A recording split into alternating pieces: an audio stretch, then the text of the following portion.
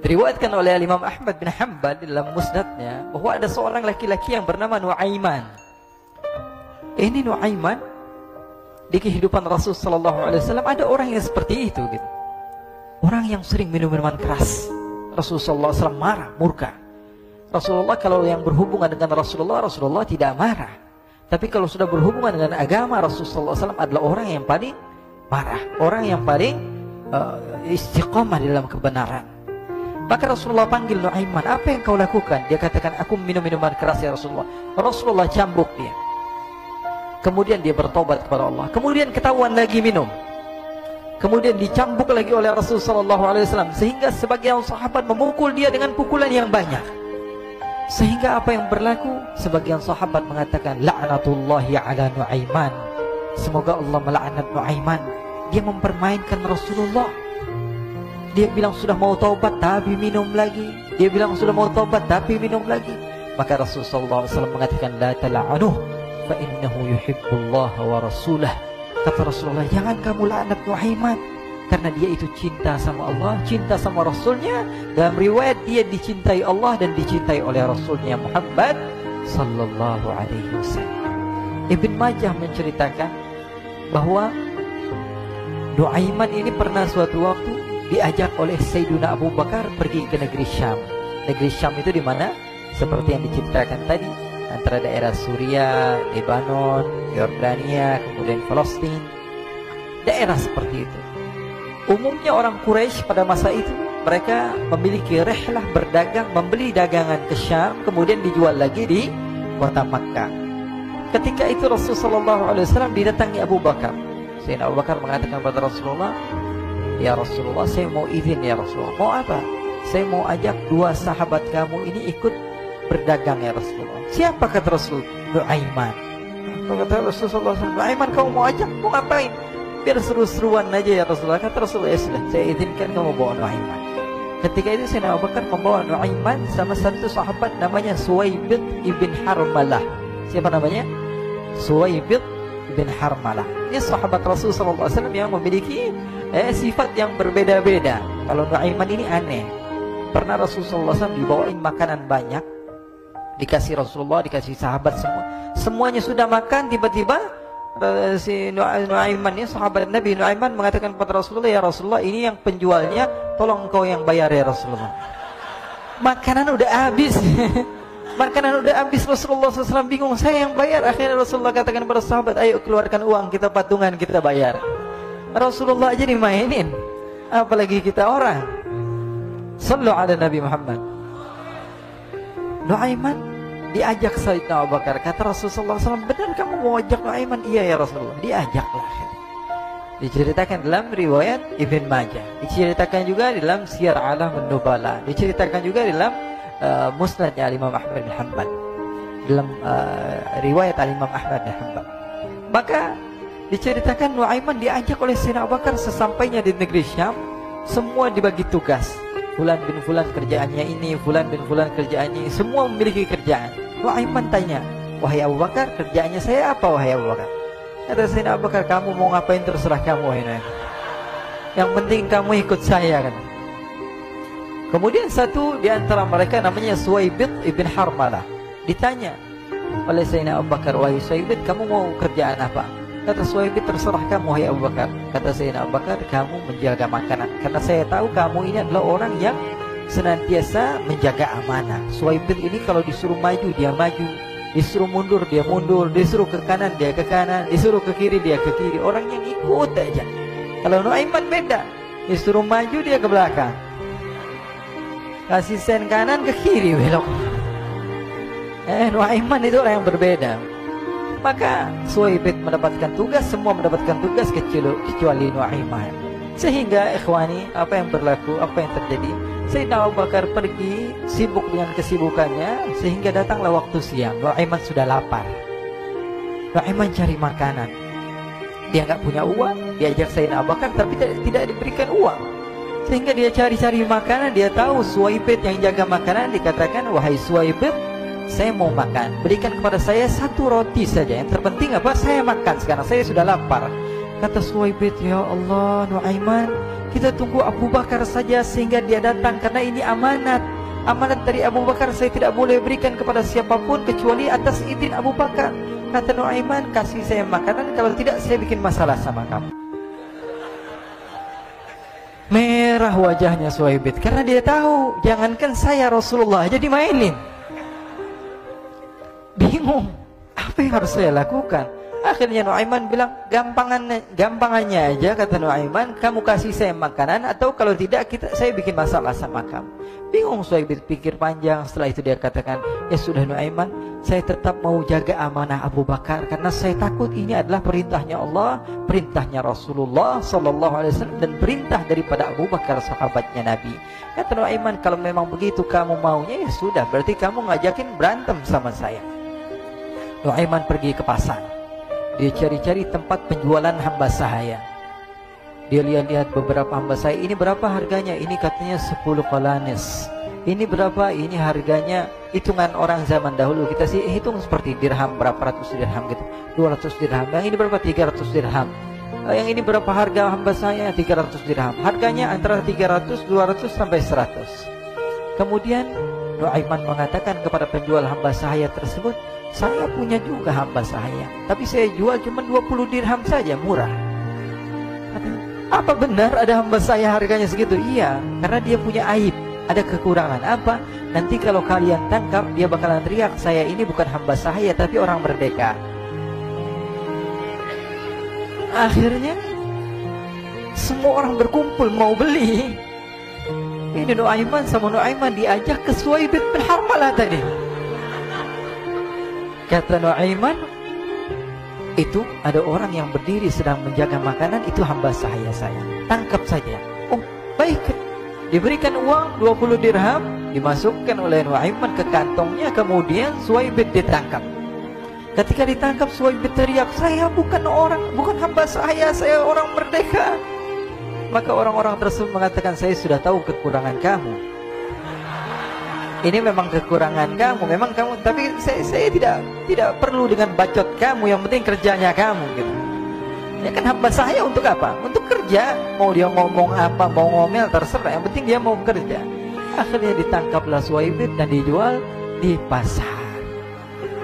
Nuaiman punya uang banyak ini. Dia beli makanan, dia beli minuman, dia beli hadiah buat Rasulullah.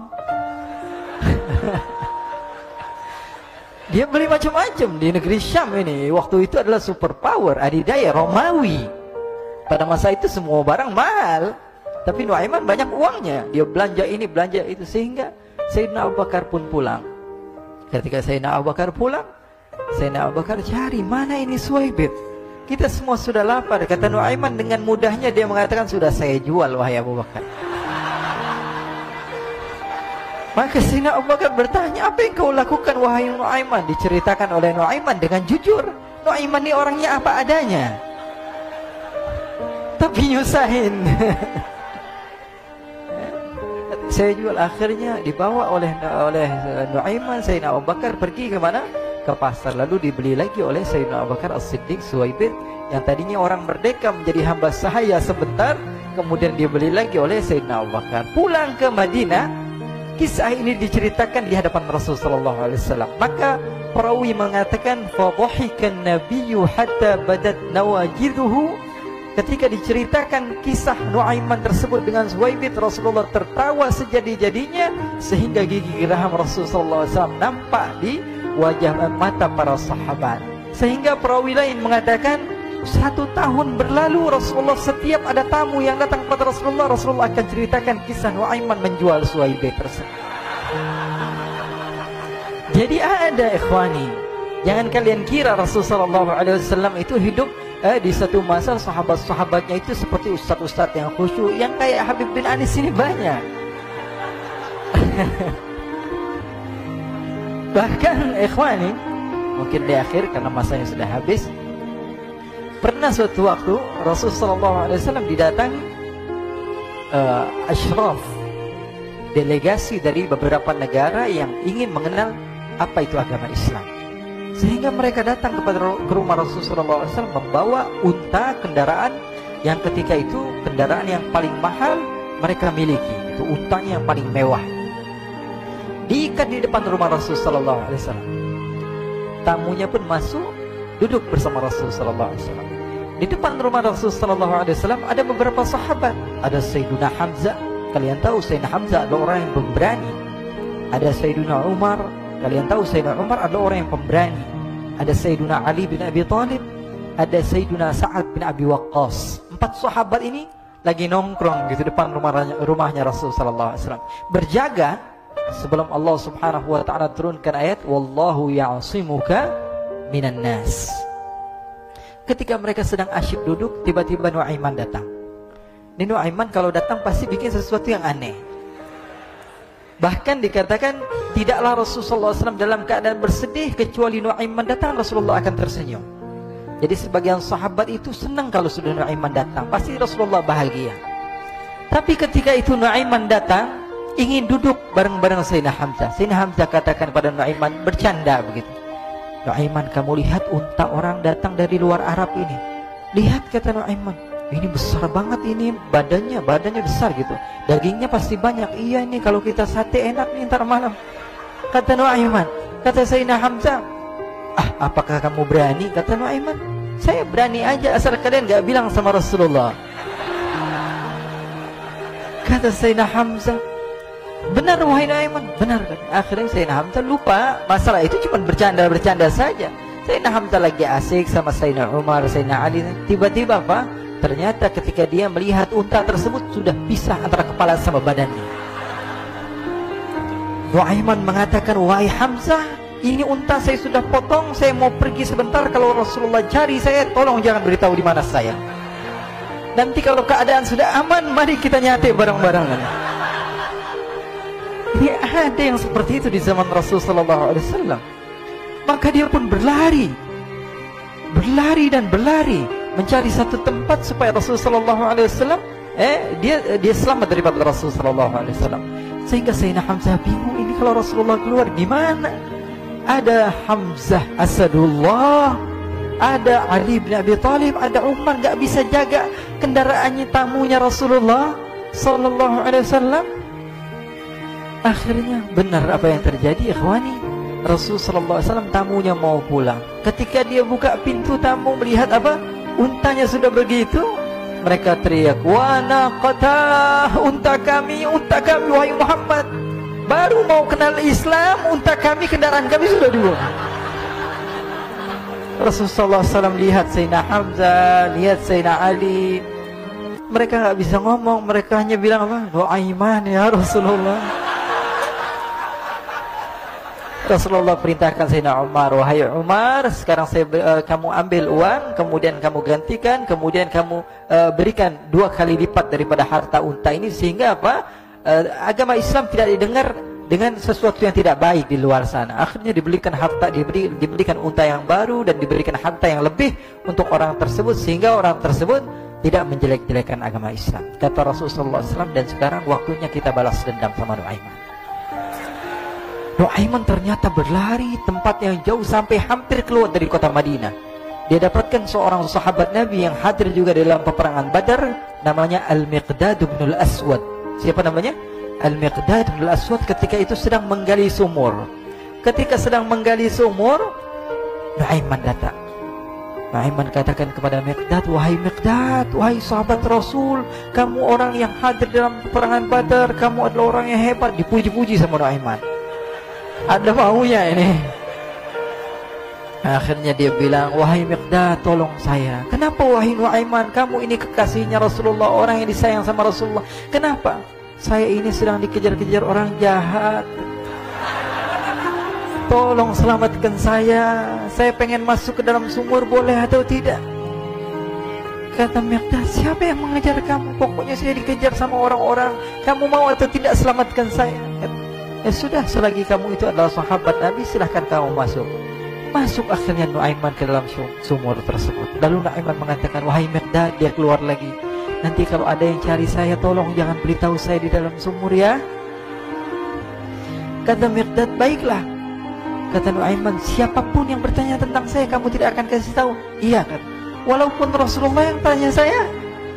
Katanya, kalau mungkin Rasulullah datang ke tempat sejauh ini. Iya, walaupun Rasulullah. Akhirnya masuk Nuaiman. Setelah beberapa menit Rasulullah dan rombongan benar datang. Miqdad bingung ini kenapa Rasulullah datang ke RW kami ini? Ada apa yang Rasulullah sampai sejauh ini? Ditanya, ya Rasulullah, ada apa ya Rasulullah? Kata Rasulullah, saya cari Nuaiman. Di mana Nuaiman? Innalillah, kata Miqdad. Nggak dijawab ini Rasulullah. Kalau dijawab saya ingkar janji. Akhirnya apa dia katakan? Wahai Rasulullah, mata saya tidak memandang kepada Nuaiman, tapi tangannya nunjuk ke dalam sumur. Sahabat. Apa dia bilang? Mata saya tidak melihat kepada Nuaiman, tapi tangannya nunjuk ke sumur. Akhirnya dibuka sama Rasulullah, Nuaiman muncul. Kata Rasulullah, Nuaiman, kamu bikin malu saya, wahai Nuaiman. Ya Rasulullah, yang bersalah bukan saya, tapi orang yang mencari saya bersama kamu, ya Rasulullah. Akhirnya Rasulullah nengok, siapa? Ternyata Nuaiman sudah lari kabur. Sallu ala Nabi Muhammad. Kisah-kisah seperti ini sebenarnya banyak sekali, ya. Ini menunjukkan kepada kita bahwa kehidupan Rasulullah itu begitu indah. Rasulullah SAW, kalau kamu mau menjadi orang yang baik, contoh Rasulullah.